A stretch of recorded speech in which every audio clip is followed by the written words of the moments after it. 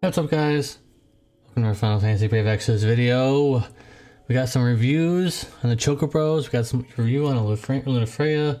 Alright, so before we begin, I got my window open. It's really hot in my room.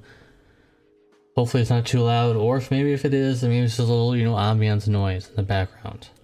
Maybe a little calm noise in the background. Anyways, Ignis. So we got Ignis here. He gets Neo Vision Awakening, and he did get some buffs on the global side a long time ago. I don't remember them already.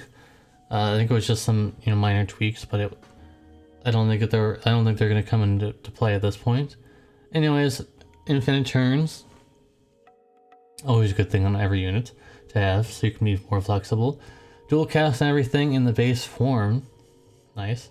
Triple cast in rage shift form, 250% full stat buff for all allies, 300% defense and spirit buff for all allies, and also he has a 300 MP cooldown for all allies, which is a unique little thing that you could use to, burst MP if you need it. And I've been in those situations, and I think in global, it's probably gonna be a lot more useful because they're all... Gumi likes to make these bosses where they just drain MP. Like, what's the point of that at this point? We have ways of getting around that at this point. So it's not as big as it's not as big a deal as it used to be. Stardust Ray and Bolting Strike chaining, fire, ice, lightning, elemental boosts. 50% on his Lone Burst, plus 280% stat buff, which is a little low at this point, but it does have some healing on top of that. 150% True Dual Wield, and also he has a 10 times mod boost to all allies for physical damage besides the Lone Burst. So what people were using this for basically were for jumpers, because that makes their jump even stronger. But you can use it for any physical attack, but I think jumpers are probably going to be the best bet, because just increasing your chaining modifier is not going to be that big of a difference, whereas if you increase Noctis's jump, for example, it'd be pretty big, pretty massive. Some cons. Mods are a little low for chaining, so you're not really bringing him for damage. You're bringing him just to help, cap the chain, pretty much, if you need him to do that. And the biggest thing that will always drive him into a part where people don't like to use him as much, even though he is very good, is that he does not start with his abilities unlocked like he should at this point. The abilities that he unlocks are very good, but they're not game breaking. And I still, maybe Gumi, I don't think they did, because someone would have pinged me by now. Someone would have told me this by now, so didn't get fixed, I'm assuming. If it did, leave me in the comment section down below, but I still don't think so. So he still doesn't start with his abilities unlocked as of this recording. Of course, I don't know if they're going to change it or if it's already been changed or anything like that. Again, let me in the comments. So what do I think? Global has a lot of supports compared to JP, where there are not as many supports. So now Global has Pone or Poppy. They have a variety of supports. Some people are still using Sylvie. So if you have a lot of Ignis, then yeah, he's going to be quite good for you. But if you have so many supports, you have Yoshikiri, who... yeah. Yoshikiri, I don't know, he's good, but he's not great. Depending, like I said, if he's your only support, you don't have your eyes or anything like that, then he's quite good. In fact, I don't think you can really compare him to other supports really, because of the aspect where he can imbue and do a lot of other things where a lot of supports can't do usually. I wish that Sylvie had an NVA so I could compare him to Sylvie at least, because that'd be a fair comparison, because they both do almost the same thing in if you think about it.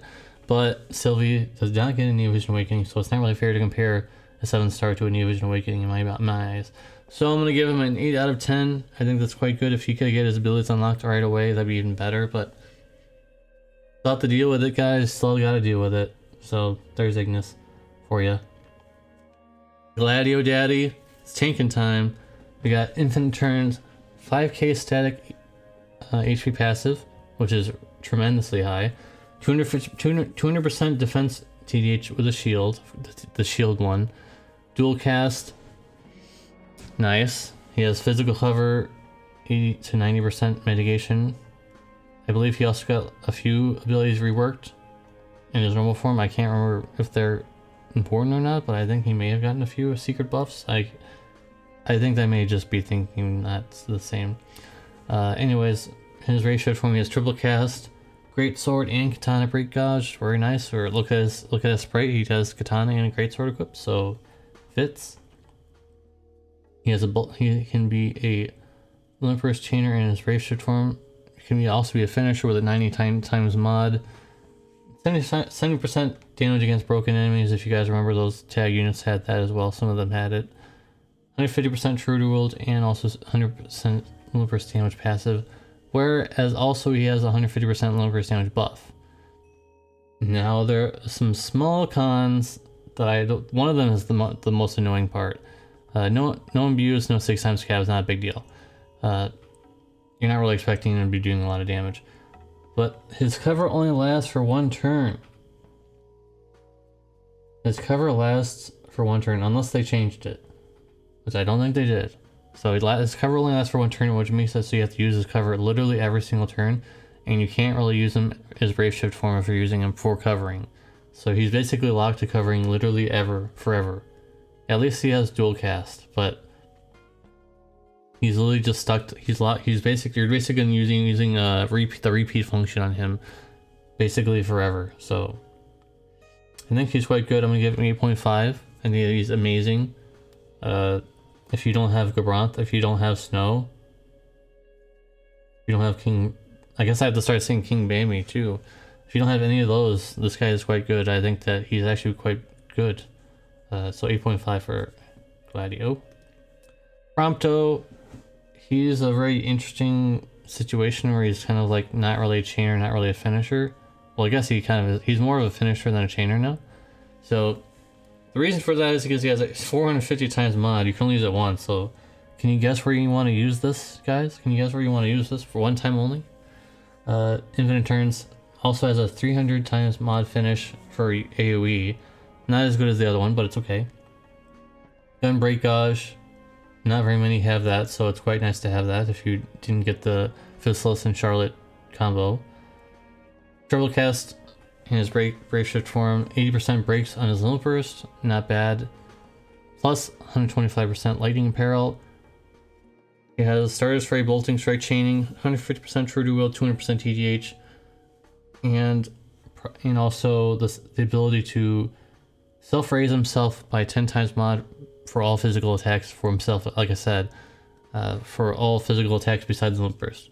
So that's pretty good because that's also a chaining move, so it'll be, I think it might be going after it. So after the first cast, you'll get a 10 times mod for any of your chaining moves or any finisher. So you would probably want to do his on his finisher, so his finisher would be 460 times mod finish instead of 450. So he has no 6 times cap, so you really would want to do him as, you really want to build him TDH instead. There are a few two-handed guns in the game. No new imbues, so you have to still use his Thunder imbue that was really old. And oh, you did get I think he did get some secret buffs though. I believe his breaks are a little slightly stronger now. And also he has only 1 use for his finisher, which, like I said, guess where you want to use this guy. I'm not gonna answer for you because you guys already know. So I'm gonna give him, I don't remember what I gave him in the JP side anymore. It was probably an 8. I'm gonna go for 8. He's nothing remarkable, just emergency breaks, mostly a finisher for you know what, and not much else. Not much else at all. So there is that. And our main event, Oracle Maiden Lunafreya. We have a huge discussion here with this one, so I'm gonna quickly get through all of her pros and cons, and we're gonna talk about her. Basically, water Terra, 8 times evoke finisher. You know the deal with that. 5 times cap, 6 times or 600% cap with indestructible light, like SOS Lightning's STMR. 300% magic TGH and 100% true to wield. We'll talk about that as well. 150% aquatic and dragon killer, only really useful in our normal form, of course.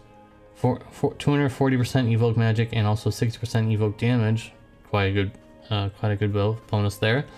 She has some zone effects of Rama, Titan, and Shiva. And her grandest ability, which Ferris does not have, which she does have, is 250% limit burst damage and 50 limit burst cost fill. Instantly, similar to Terra's. Light and water, CWA, she also has thunder. Apparently I didn't put that in there, but I almost never used her thunder stuff, so I guess I never remembered it.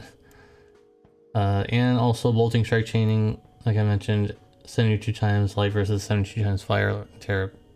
I don't know why I put that there back then. It's not that big of a deal.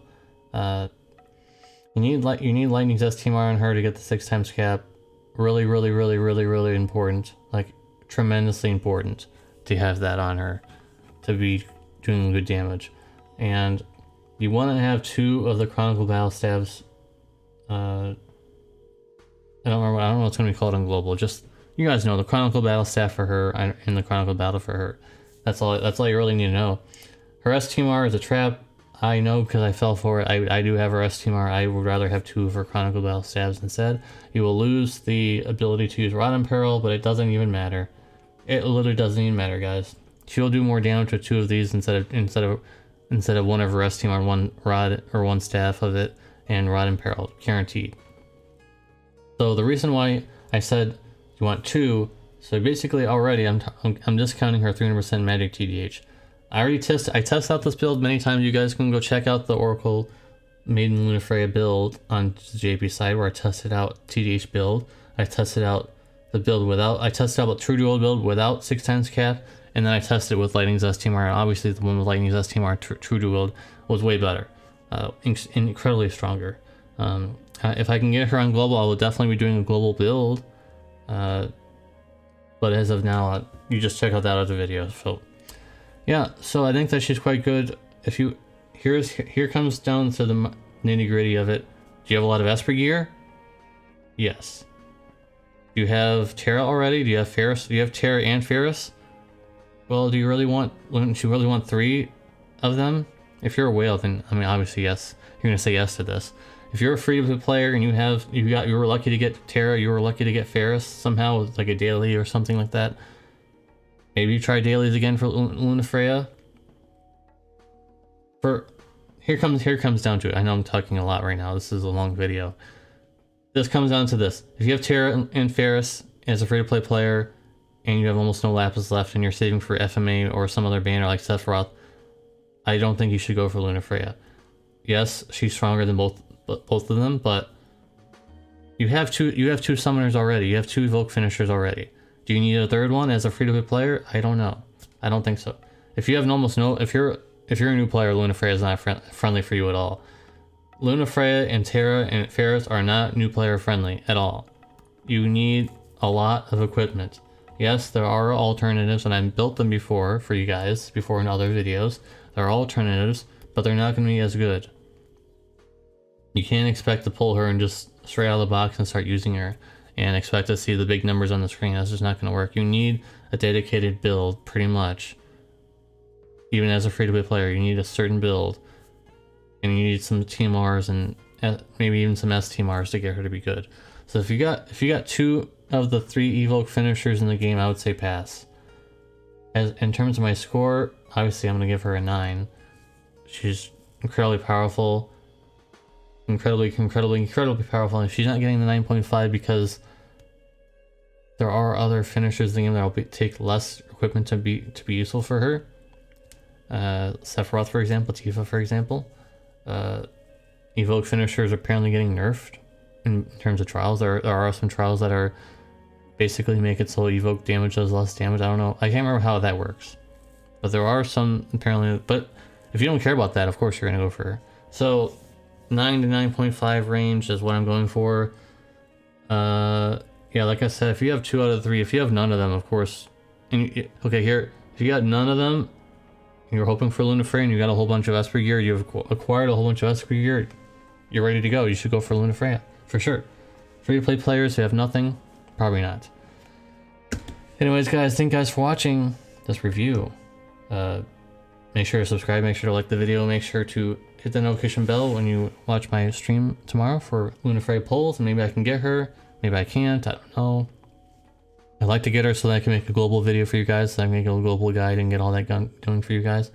But if I can't, then it is what it is. I can't really do anything about that because I'm not spending any money on the global side. I haven't done it for a while, so I'll just try to do what I have with what lapis I have. So anyways, guys, thank you guys for watching. Let me know in the comment section down below. I know I made this extremely long video. Appreciate you guys watching anyways, and I'll see you guys in the next one. Peace.